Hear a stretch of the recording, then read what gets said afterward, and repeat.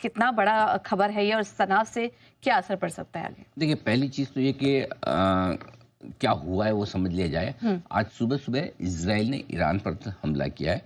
अब ये हमला दोनों जगह बताया जा रहा है। कुछ उनके रिहायशी इलाके हैं, रेज़िडेंशियल एरिया जो है उस पर भी हुआ है, और दूसरा कह रहे हैं कि उनकी जो न्यूक्लियर साइट है जहाँ भी उनके परमाणु हथियार वगैरह है वहाँ पर भी किया गया है। ये बात सही है और सच है, सब जानते हैं कि ईरान के पास न्यूक्लियर हथियार तो है, और अमेरिका काफ़ी दिनों से उन्हें न्यूक्लियर ट्रीटी के अंदर लाने की कोशिश कर रहा था, लेकिन हो नहीं पा रहा था। पिछले कुछ दिनों से तनाव बढ़ने के संकेत आए भी, जब आपने कल भी खबर देखी थी कि अमेरिका ने ईरान और मिडिल ईस्ट में, गल्फ़ में जो भी उनके नागरिक हैं उन्हें वहाँ से निकल जाने की बात कही थी। अब एक दिन के नोटिस पे कितने निकल पाएँगे, नहीं निकल पाएँगे, वो अलग बात है। लेकिन ये बात सही है कि दोनों के बीच में तनाव बढ़ने के आसार तो आ गए थे, राइट? लेकिन ये तनाव बढ़ने का जो मामला था कि ईरान और अमेरिका के बीच में होगा, इसमें इज़राइल कूद पड़ेगा, ये पता नहीं था कि क्या अमेरिका प्रॉक्सी तरीके से इज़राइल के थ्रू अटैक करेगा, आक्रमण करेगा, ये नहीं पता था। सो इज़राइल का सीधे तौर पर हमला करना, ये बाज़ार के लिए बड़ा झटका है। ये सभी बाज़ारों के लिए झटका है।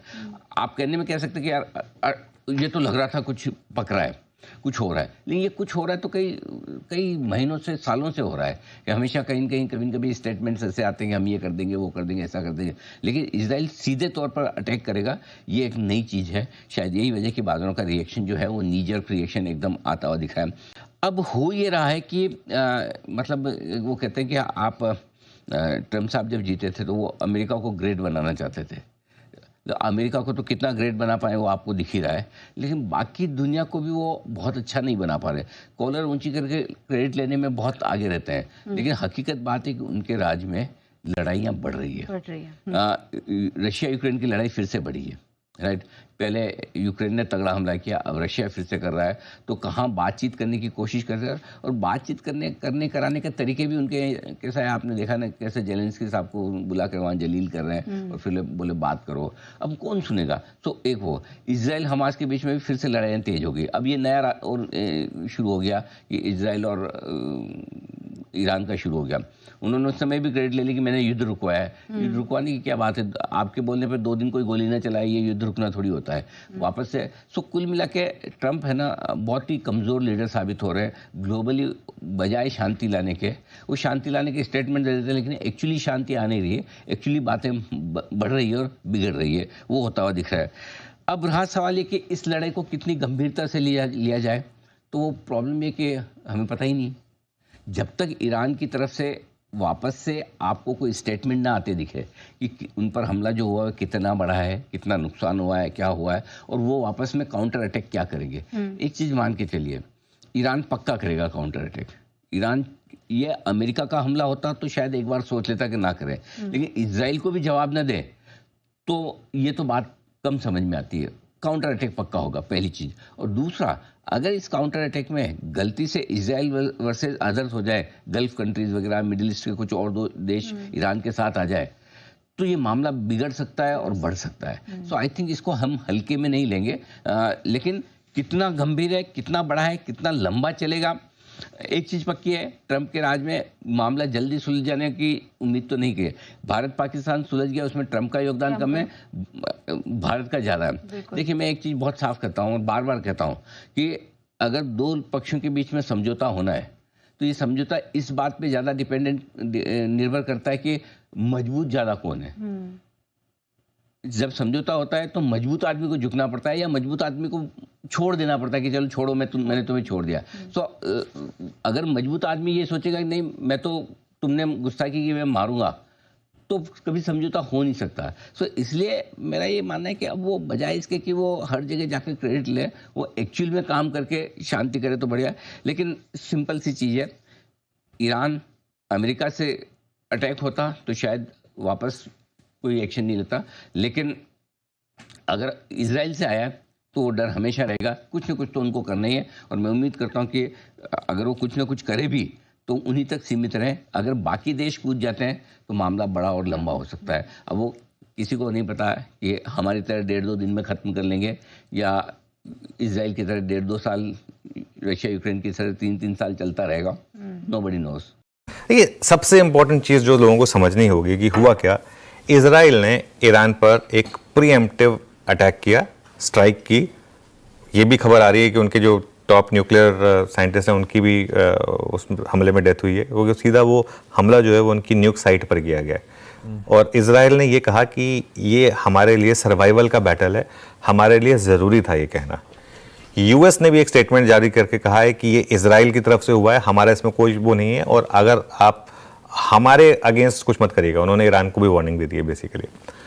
इजराइल को ये रिस्क था कि ईरान जो है वो न्यूक बना रहा है और वो इजराइल के अगेंस्ट यूज़ करने वाला है, और वो इसके लिए उन्होंने, अब मैं इसमें नहीं जानना चाहता कि कौन सही है कौन गलत है, क्योंकि ये फिर अपने आप में एक अलग बैटल हो जाती है जिसमें मैं पढ़ना नहीं चाहता।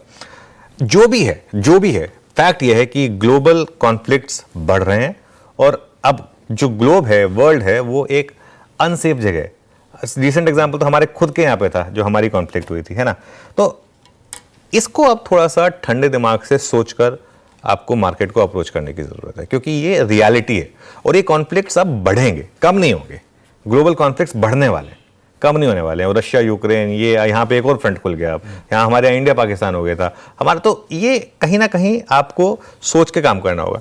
पहली बात, हीरो बनने की जरूरत नहीं है। ये नहीं है कि आज मैं खुलते ही खरीदूंगा या मैं खुलते ही शॉर्ट करूंगा मार्केट में।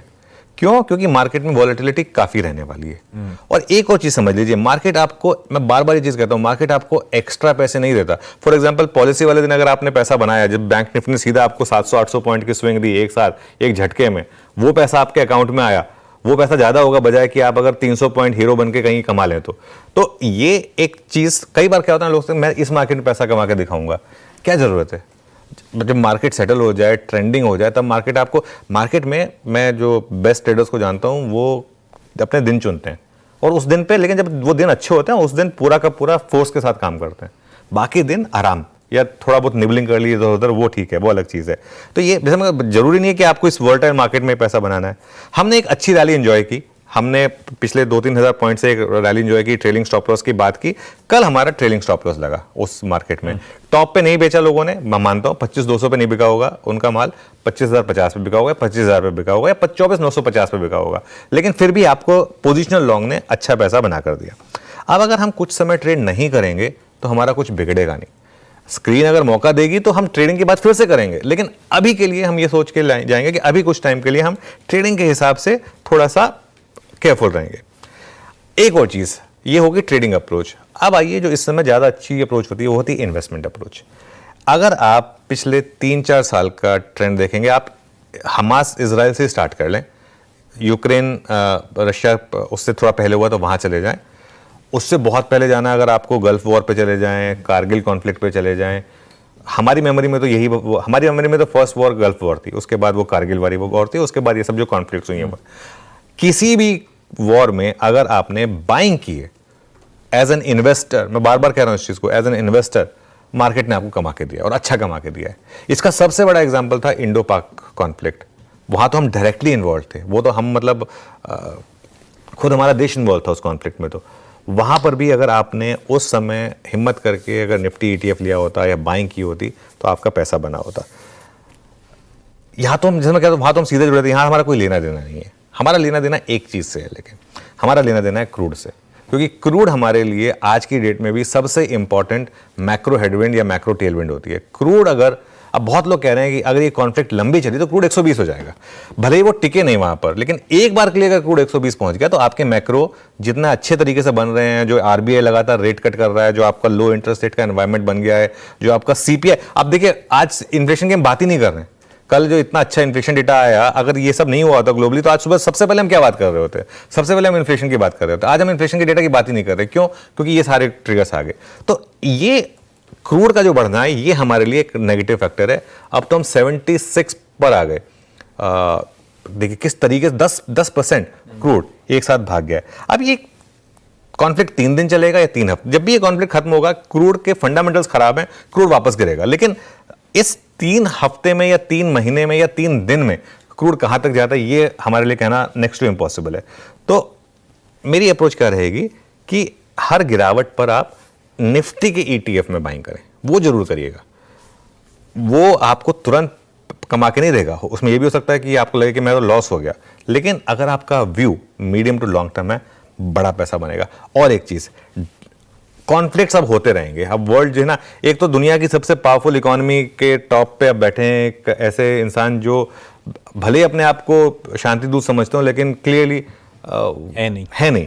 तो ये कॉन्फ्लिक्ट्स बढ़ने वाली है। तो डिफेंस एक सेक्टर होगा जो मुझे लग रहा है, आज तो खैर शुरू में सभी गिरेंगे, लेकिन डिफेंस एक सेक्टर होगा जहां पर मुझे लग रहा है कि आपको हर डिप पर बाइंग करनी होगी, क्योंकि ये सेक्टर अब आगे जाकर बड़ा बनने वाला है। हर कोई और हर देश का डिफेंस सेक्टर, हर देश को अपने डिफेंस सेक्टर पर काम करना पड़ेगा। तो ये एक सेक्टर है जो आगे जाकर बड़ा बनने वाला है, लेकिन आज तो थोड़ा सा आपको केयरफुल रहने की जरूरत है।